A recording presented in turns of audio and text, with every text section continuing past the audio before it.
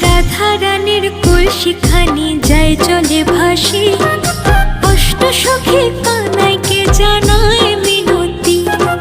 কানাই বলে কলসি আমি এনে দিতে পারি, রাই সখীদের পার করিতে লাগবে পারের করি, রাই সখীদের পার করিতে লাগবে পারের করি।